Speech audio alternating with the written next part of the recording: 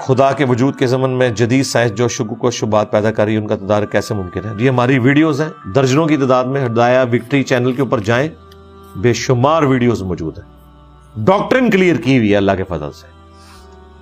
موٹی موٹی جو چیزیں ہیں وہ ایک ایک چیز میں نے کلیئر کی ہے الحمدللہ. بے اولاد افراد کے لیے کوئی وظیفہ قرآنی آیت بتا دیں. حضرت زکریا علیہ السلام کی جو دعا رپورٹ ہوئی ہے سورہ آل عمران میں, سورہ مریم کے اندر, وہ اور اس کے علاوہ آپ سنت اذکار کے ذریعے, درود شریف کے ذریعے اللہ کی طرف متوجہ ہوں. اللہ تعالیٰ انشاءاللہ آپ کو اولاد دے گا. اس کے باوجود بھی نہ ہو تو اللہ تعالیٰ کی رضا پہ راضی. نبی علیہ السلام کی بھی ساری بیویاں بے اولاد ہیں سوائے سیدہ ختیجہ کے, یا ایک ماریہ قبطیہ سے حضرت ابراہیم پیدا ہوئے ہیں. کیا حضرت عائشہ کو ایک بچے کی ضرورت نہیں تھی جو حضور کے بعد کم از کم 47 سال آپ کا سہارا بن کے رہتا؟ اس عورت نے اکیلے ایک حجرے میں زندگی گزاری ہے, اس حجرے میں جس کے ساتھ اس کے خاوند کی قبر ہے, باپ کی قبر ہے. تو زندگی تو غموں سے عبارت ہے. لیکن اللہ تعالیٰ کی مرضی. سورہ شورى میں آیا جسے چاہتا ہوں بیٹے دیتا ہوں, جسے چاہتا ہوں بیٹیاں دیتا ہوں, جسے چاہتا ہوں دونوں دیتا ہوں, جسے چاہتا ہوں کچھ بھی نہیں دیتا. باقی میڈیکل جو ایشوز ہیں وہ آپ ضرور, وہ آپ کا حق ہے. وہ ابو داؤد ترمذی میں حدیث ہے کہ اللہ تعالیٰ نے کوئی ایسی بیماری نازل نہیں کی جس کی شفا نہ ہو. اللہ کے بندو بیماریوں کے لیے علاج کروایا کرو. اگر کسی کا کوئی میڈیکل ایشو ہے نا اولاد کے اعتبار سے, وہ آپ نے کروانا ہے. ادھر آپ نے نہیں کہنا جو اللہ کی مرضی. اس طرح نہیں ہوتا میرے بھائی. علاج کروانا ہے. دعا کرنے سے ختنہ نہیں ہونا. ختنہ جو ہے وہ آپ نے کروانا ہے. دعا کروانے سے ہڈی نہیں ٹوٹنی, وہ ہڈی آپ نے سیدھی کروا کے اس کے اوپر پورا بینڈیج کروانا ہے. یہ ہر چیز کو پراپر طریقے سے لے کے چلا جاتا ہے. پرنٹنگ کے کام میں مثلا پارلر اور گارمنٹس کے فلیکس پر لڑکیوں کی تصویریں لگانا کیسا ہے؟ دیکھیں یہ بہت آزمائش والا کام ہے جی. اللہ نہ کرے اس آزمائش سے ہمیں گزرنا پڑے. لیکن اب چونکہ اب یہ معاملات جڑے میں, تو یہ آپ اس کے اوپر خود ہی اب اپنا اجتہاد کریں. ہمارے متھے نہ مارے. ہمارے نزدیک تو یہ درست نہیں ہے کہ بے پردہ عورتوں کے اس طریقے سے اشتہارات لگائے جائیں. دیکھیں جنید جمشید صاحب نے بھی تو اپنی برانڈ کو چلایا ہے نا کسی لڑکی کی تصویر کے بغیر. آج بھی چل رہی ہے, ان کی وفات کے بعد بھی چل رہی ہے, چلا ہی رہے نا. یہ جو عورتوں کا برانڈ ہے جوتیوں کا, اسٹائلو, ان کے کسی اشتہار میں آپ کو عورت کی تصویر نظر نہیں آئے گی, صرف پاؤں دکھاتے ہیں. اتنے لمبے لمبے اشتہار بنائے ہیں. اس میں بہت عرصے بعد غور کیا تو مجھے اندازہ ہوا, کیونکہ میں کبھی ان کی دکان پہ گیا ہوں اپنی وائف کے ساتھ, تو وہ سامنے اسکرین پہ نا وہ اشتہار ایک دو بار میری نظر پڑی, تو میں نے اپنی وائف کو کہا کہ یہ تو مجھے لگتا ہے کہ یہ مذہبی لوگ ہیں. پھر اس نے وہ سارے اشتہار دیکھے, اس نے کہا واقعی تو عورتوں کو نہیں دکھاتے. اب تو ٹی وی پہ بھی اشتہار ان کے آ جاتے ہیں. تو کسی درجے تک انہوں نے اپنی حفاظت کی ہوئی ہے اس حوالے سے. آپ کا ہدف کیا ہے, آپ کا گول کیا ہے؟ جی جنت میں پہنچنا, یہ ہے ہر مسلمان کا یہ گول ہونا چاہیے. اور اس کے لیے جو بھی آپ ایفرٹ پٹ کریں گے, سورۃ العصر میں اللہ تعالیٰ نے جنت میں جانے کی 4 شرائط بیان کی ہیں. الا الذین آمنوا وعملوا الصالحات وتواصوا بالحق وتواصوا بالصبر.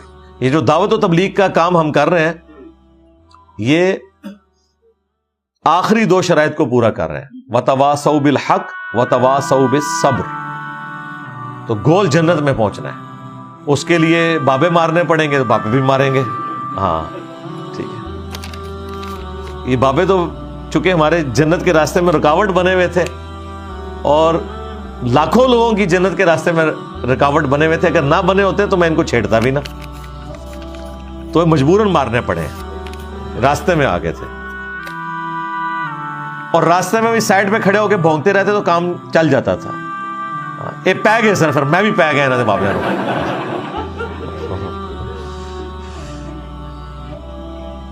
ایک شخص جو حضرت علی پر لعنت کرتے ہوئے گرا اور مر گیا, اس حدیث میں سما کی تصریح نہیں ہے. سفیان بن عیینہ مدلس ہے, ان سے روایت کر رہے ہیں, لیکن آپ اسے صحیح سمجھتے ہیں؟ جی میں اس لیے صحیح سمجھتا ہوں کہ اس روایت کو امام حاکم نے اور امام ذہبی نے صحیح کہا, اور امام حاکم اور امام ذہبی کی اس کے اوپر جو تحکیم والا معاملہ ہے, یہ پوری دنیا میں محدثین کے ہاں ایک اسٹیبلش رول کے طور پر مانی جاتا ہے. اب رہا یہ تدلیس والا ایشو, اگر کوئی اس تدریس والے ایشو کی وجہ سے اس روایت کو ضعیف سمجھتا ہے، ٹھیک ہے، اس کا رائٹ ہے، لیکن چونکہ میجورٹی لوگ اسے صحیح سمجھتے ہیں اس لیے میں نے اس روایت کو نقل کیا. ان کے نزدیک وہ چیز حجت ہے. رہا ہمارا معاملہ تو ہمیں تو ان روایتوں کی حاجت نہیں ہے. ہمارے لیے ایک ہی روایت کافی ہے، لعن اللہ ابا التراب، جو مسلم شریف میں 6229. ٹھیک ہے، تو ہمارا مقدمہ اپنی جگہ قائم ہے. لیکن میں نے آپ کو پہلے 5B کے تعارف میں بتایا کہ میں ہر وہ روایت لکھوں گا جو محدثین کے ہاں صحیح تصور کی جاتی ہوگی، اگرچہ کچھ دوسرے محدثین اسے صحیح نہ سمجھتے ہوں. اب امام حاکم کا صحیح کہنا اور اس کے بعد امام ذہبی کا اس کی موافقت کرنا، یہ بہت بڑا حکم ہے. جو محدثین آج ان روایتوں پہ کلام کر رہے ہیں نا، وہ تو خود اپنی نسبت ان محدثین کے ساتھ جوڑتے ہیں. مثلا شیخ زبیر صاحب کے اصول کے تحت وہ روایت ضعیف ہے اس تدلیس کے ایشو کی وجہ سے، لیکن شیخ زبیر صاحب کو خود کہا جاتا تھا اس دور کے ذہبی ہیں، جبکہ جو اوریجنل ذہبی ہے وہ تو اس روایت کو صحیح سمجھتا ہے. تو جو لوگ آل اوور دا ورلڈ امام ذہبی کی تحکیم کو صحیح مانتے ہیں، جو اسلام 360 میں بھی حاکم کی تحکیم وہی لگی ہوئی ہے، ان کے لیے تو میں ان کو بتاؤں گا کہ بھائی یہ تحکیم میں انہوں نے اس روایت کو صحیح کہا ہے. رہا ہمارا معاملہ، ہمارے لیے بخاری مسلم کا مقدمہ کافی ہے، وہ ہم نے 5B میں بیان کر دیا. امیر شام کے والے سے بھی 6220 امر معاویہ، معاویہ نے حکم دیا اور سعد بن ابی وقاص نے انکار کر دیا سب و شتم کرنے سے. تو ہمارا مقدمہ تو بخاری مسلم میں. یہ تو ہم نے سمجھے ایک تبرک کے طور پر، چونگے کے طور پہ روایتیں دی ہوئی ہیں آپ لوگوں کو. میت کو گھر سے نماز جنازہ یا قبر تک شرعی طریقہ بتا دیں. یہ تو اب ایک پوری ایک تفصیل طلب چیز ہو جائے گی. جو شرعی طریقہ چل رہا ہے وہ درست ہے، اس میں جو خرابی ہیں وہ میں آپ کو بتا دیتا ہوں. خرابی یہ ہے کہ نمبر 1، ایک تو غسل بہت ڈیلے کر دیتے ہیں. جب جنازے کے لیے اٹھانے لگتے ہیں اس سے آدھا گھنٹہ پہلے غسل دیتے ہیں. غسل وفات کے فوراً بعد دے دینا چاہیے، اس کے بعد صاف ستھرا کر کے اسے رکھ دیا جائے. یہ خرابی ہوتی ہے. دوسری خرابی یہ ہے کہ وہ اس کے گرد بیٹھ کے تو قرآن پاک اونچی آواز سے اور کلمہ پڑھنا شروع کر دیتے ہیں، یہ کوئی ثابت نہیں. تیسرا، جنازے کے ساتھ جاتے ہوئے اونچی آواز میں جو کلمے پڑھتے ہیں، یہ کوئی ثابت نہیں ہے. چوتھا، جو نماز جنازہ کے بعد اجتماعی دعا کرتے ہیں، وہ کوئی ثابت نہیں. پانچواں، جو نماز جنازہ کا طریقہ ہے جس میں سورہ فاتحہ ہی نہیں پڑھتے، وہی غلط ہے.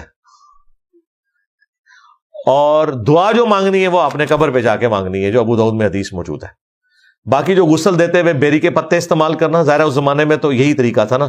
اب اس کی ماڈرن فارم صابن کی شکل میں آ گئی ہے، بہت اچھی چیز ہے، وہ آپ کریں.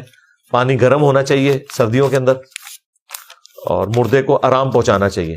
یہ ساری چیزیں جی. کیا نبی الاسلام کے وسیلے سے دعا مانگ سکتے ہیں؟ وسیلہ اور توسل کے صحیح احکام و مسائل میری ویڈیو دیکھ لیں. نبی الاسلام نے اس طرح کی کوئی دعا نہیں سکھائی کہ جس میں نبی الاسلام کا واسطہ اللہ کو دیا جائے. نبی الاسلام نے یہ سکھایا کہ آپ نے اللہ کا ذکر اور دروشی پڑھ کے اللہ سے مانگنا ہے. تو جامعہ ترمذی میں حدیث ہے، اللہ تعالیٰ ایسے شخص کی دعا کو قبول کرتا ہے جو اللہ کا ذکر اور درود شریف پڑھ کے دعا کرے. یہ ہے.